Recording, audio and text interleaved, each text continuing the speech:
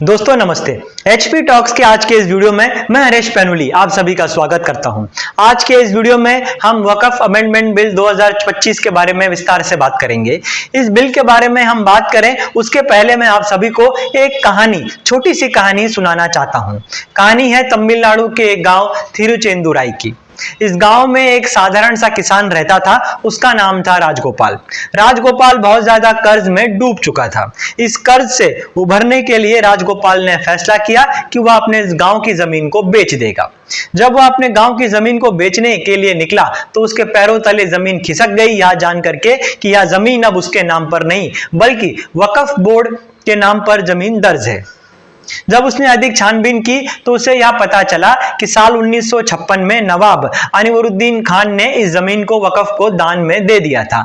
उसी के बाद से वक्फ गांव की सारी जमीन पर अपना दावा ठोक रहा है। अब गांव में किसी को भी अपनी जमीन बेचनी हो तो पहले वक्फ बोर्ड से एनओसी लेना पड़ेगा। यहां तक कि वक्फ बोर्ड ने रजिस्ट्री डिपार्टमेंट से संपर्क किया और उनसे कहा कि वक्फ बोर्ड की सारी जमीन का भाव शून्य कर दिया जाए ताकि कोई भी जमीन को बेच ना सके।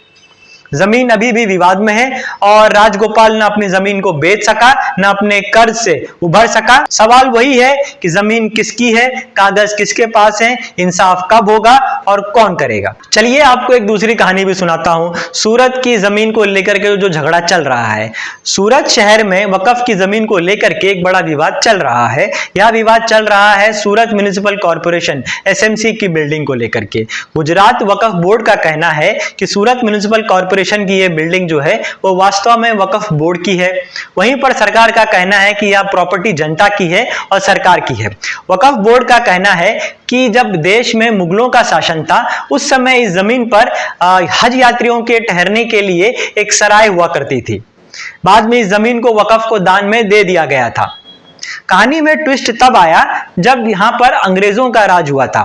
साल 1947 में जब अंग्रेज भारत छोड़ करके गए तो उन्होंने इस जमीन को सरकार को दे दिया था। लेकिन वक्फ बोर्ड अब दावा कर रहा है कि एक बार जो जमीन वक्फ बोर्ड की हो गई थी वह हमेशा वक्फ बोर्ड की ही रहती है। अब सवाल यही है कि इसका समाधान क्या है। इस जमीन को लेकर के आज भी विवाद चल रहा है, मामला कोर्ट में है, राजनीति भी खूब जोरों शोरों से हो रही है और सवाल जस का तस वैसे ही बना हुआ है। तो अब सवाल यह है कि ये वक्फ क्या होता है, वक्फ बोर्ड क्या है और इस देश में वक्फ बोर्ड की प्रॉपर्टी को मैनेज करने के लिए जो कानून है वह कानून क्या है। वक्फ शब्द अरबी के एक शब्द वकाफा से निकला है। वकाफा का अर्थ होता है रोक देना। इस्लाम में वक्फ का मतलब होता है दान करना। इस्लाम में यह सिद्धांत है कि व्यक्ति अपनी चल या अचल संपत्ति को अल्लाह के नाम पर दान कर सकता है। जो व्यक्ति वक्फ पर दान करता है वह वकीफा कहलाता है। उस प्रॉपर्टी का मालिकाना हक किसी व्यक्ति का नहीं होता, उसका मालिकाना हक केवल अल्लाह का होता है। इसीलिए उस प्रॉपर्टी को मैनेज करने के लिए जिस व्यक्ति को नियुक्त किया जाता है उसे कहा जाता है मुतावली। दोस्तों, वक्फ के नाम पर प्रॉपर्टी दान करने का सिद्धांत भारत में है। इसके अलावा यह दुनिया के कई और देशों में भी वक्फ का सिद्धांत है। वक्फ के नाम पर सबसे ज्यादा प्रॉपर्टी अगर किसी देश में दर्ज है तो वह भारत में है। भारत के कुल 30 राज्यों में वक्फ के नाम पर 8.5 लाख से भी ज्यादा प्रॉपर्टी दर्ज हैं। इन सभी प्रॉपर्टी की अनुमानित वैल्यू 1,20,000 करोड़ रुपए से भी ज्यादा है। दूसरा सवाल, देश में वक्फ बोर्ड की स्थापना कब की गई और इसको लेकर के देश में क्या कानून है। दोस्तों, साल 1954 में भारत सरकार ने वक्फ अधिनियम 1954 को लागू किया था। इसी कानून के तहत भारत में, इस देश में वक्फ बोर्ड की स्थापना की गई थी। इसी कानून के तहत देश में जितने भी राज्य थे हर राज्य में एक अलग वक्फ बोर्ड की स्थापना की गई। इसके बाद सरकार ने समय समय पर इस कानून में कई बदलाव किए। साल 1995 में सरकार ने वक्फ अधिनियम 1954 को निरस्त कर दिया, कैंसिल कर दिया और एक नया कानून पारित किया, वक्फ अधिनियम 1995, जिसके तहत सरकार ने वक्फ के मैनेजमेंट को और ज्यादा मजबूत किया और वक्फ बोर्ड को विस्तारित स्वरूप दिया। साल 2013 में सरकार ने इस कानून में फिर एक बार बहुत बड़े बदलाव किए। इसके तहत सरकार ने वक्फ बोर्ड के मैनेजमेंट को और ज्यादा मजबूत किया, उसे और ताकत दी, उसके अधिकारों को और विस्तार किया। इसी के साथ सरकार ने यह प्रावधान किया कि वक्फ की सारी संपत्तियों का सर्वे किया जाएगा और एक डिजिटल रिकॉर्ड क्रिएट किया जाएगा। अब आते हैं साल 2025 में। मोदी सरकार ने फिर एक बार इस कानून में कुछ बहुत ज्यादा बड़े और उल्लेखनीय बदलाव किए हैं। ऐसे बदलाव कि कुछ इसके समर्थन में है, कुछ इसके विरोध में है। यह अधिनियम पारित हो चुका है लोकसभा से भी और राज्यसभा से भी, और राष्ट्रपति ने भी इसे अपनी मंजूरी दे दी है। तो आइए जानते हैं कि मोदी सरकार ने आखिर इस कानून में ऐसे कौन से बड़े बड़े बदलाव किए हैं। सबसे पहला बदलाव, इस कानून का नाम बदल दिया गया है। इस कानून का नाम पहले था वक्फ एक्ट 1995, अब यह नाम हो चुका है Waqf management empowerment efficiency and development act 1995। दूसरा महत्वपूर्ण बदलाव है कि वक्फनामा अब जरूरी है। दोस्तों, वक्फनामा जो है कानूनी दस्तावेज को कहा जाता है।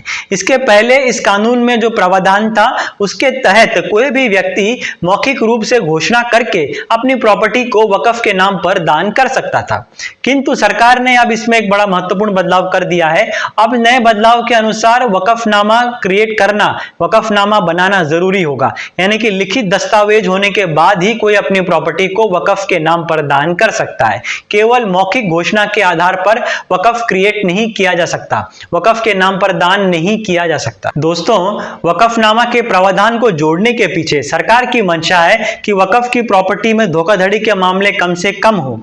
उचित दस्तावेज अगर उपलब्ध रहेंगे तो प्रॉपर्टी के ऊपर अवैध कब्जा नहीं हो पाएगा, उसे आसानी से ट्रांसफर नहीं किया जा सकता। और अगर कभी प्रॉपर्टी को लेकर के विवाद भी हो गया तो कोर्ट में या ट्रिब्यूनल में इन दस्तावेजों को सबूत के तौर पर पेश किया जा सकता है।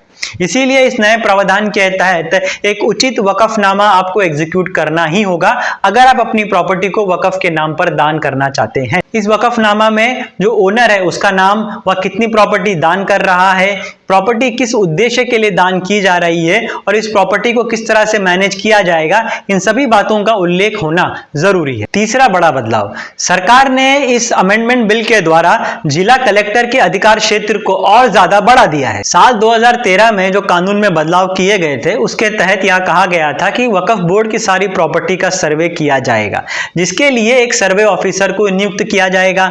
2025 में सरकार ने जो अब इस कानून में बदलाव किए हैं उसके तहत सर्वे का सारा काम जो है वह जिला कलेक्टर की निगरानी में पूरा होगा। इसी के साथ में वक्फ बोर्ड को अपने सारी संपत्ति का ब्यौरा, अपने सारी संपत्तियों को जिला कलेक्टर के ऑफिस में रजिस्टर्ड करना होगा। कई बार जब प्रॉपर्टी पर विवाद की स्थिति बन जाती है, जैसे सरकार और वक्फ बोर्ड के बीच में, ऐसे में यह अधिकार भी जिला कलेक्टर को दिया गया है कि वह प्रॉपर्टी की उचित छानबीन करे और यह जांच करे और यह निर्णय ले कि प्रॉपर्टी वक्फ बोर्ड की है कि सरकार की है।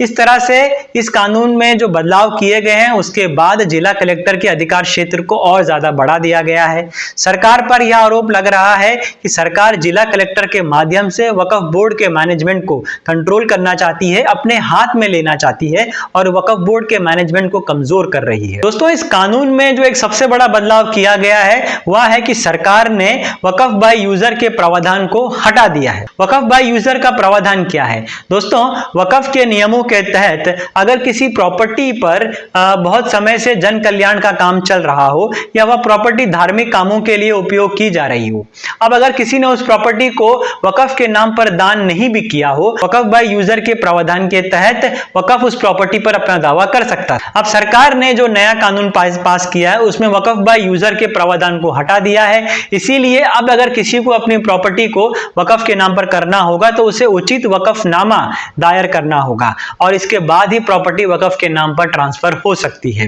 इसके पीछे सरकार की मंशा यह है कि किसी भी प्रॉपर्टी पर विवाद की स्थिति ना बने, धोखाधड़ी के मामले कम से कम हो और जो प्रॉपर्टी अल्लाह के नाम पर दान की गई है उसका उचित कार्यों के लिए इस्तेमाल किया जाए। अगला बड़ा बदलाव जो सरकार ने किया है वह वक्फ ट्रिब्यूनल के ढांचे में कुछ बड़े बदलाव किए हैं। दोस्तों, वक्फ ट्रिब्यूनल वक्फ बोर्ड के अपनी अदालतों के जैसे होते हैं। इन अदालतों का उपयोग वक्फ बोर्ड अपनी प्रॉपर्टी पर चल रहे विवादों को सुलझाने के लिए करता है।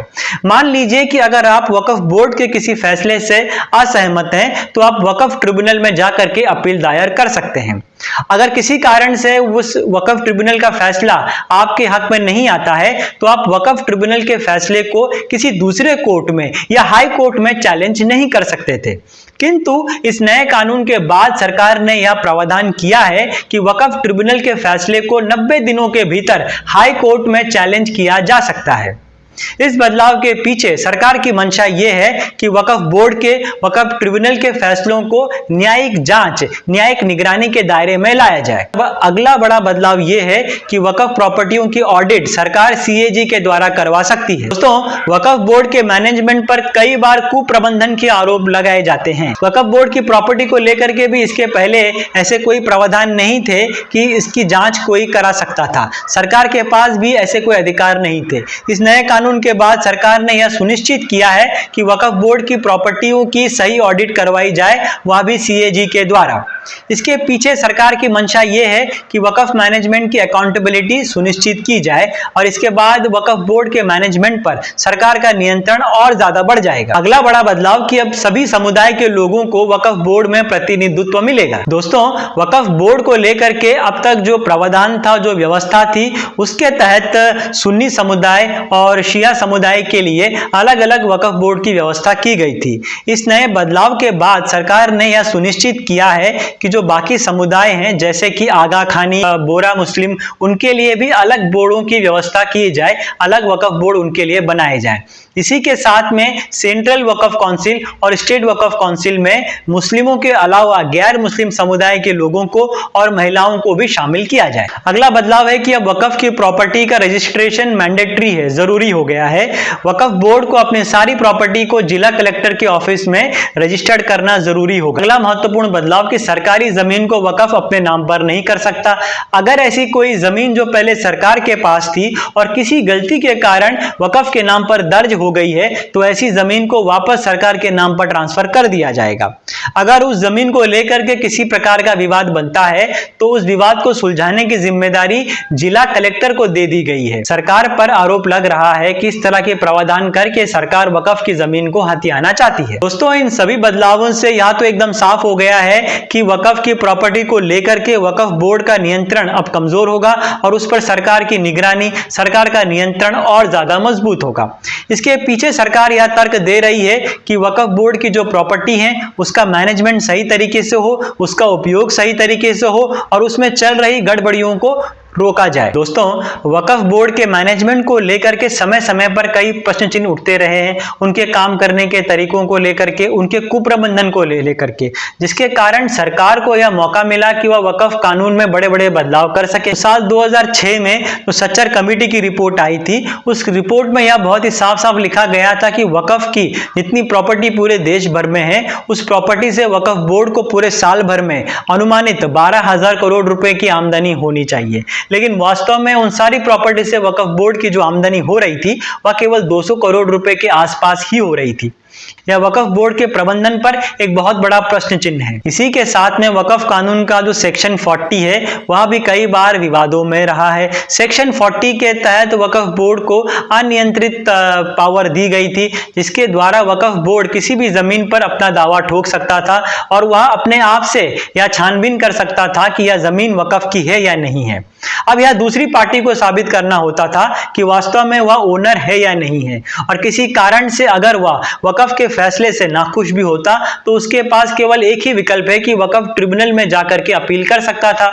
वक्फ ट्रिब्यूनल में भी कितनी निष्पक्ष जांच होती, कितना निष्पक्ष फैसला होता, यह भी हमेशा सवाल के घेरे में ही रहा है। दोस्तों, वक्फ अमेंडमेंट बिल 2025 अब कानून का रूप ले चुका है। आप इसके समर्थन में हैं, इसके विरोध में हैं, लेकिन आपको अब यह कानून मानना पड़ेगा।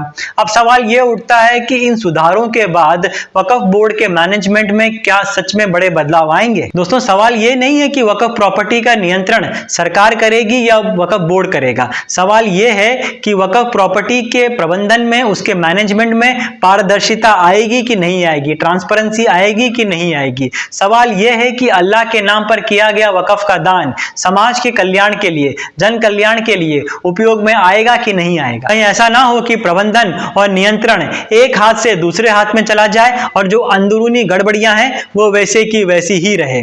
क्योंकि कानून में बदलाव करना बड़ा आसान है, लेकिन सिस्टम को बदलना बड़ा मुश्किल है। धन्यवाद।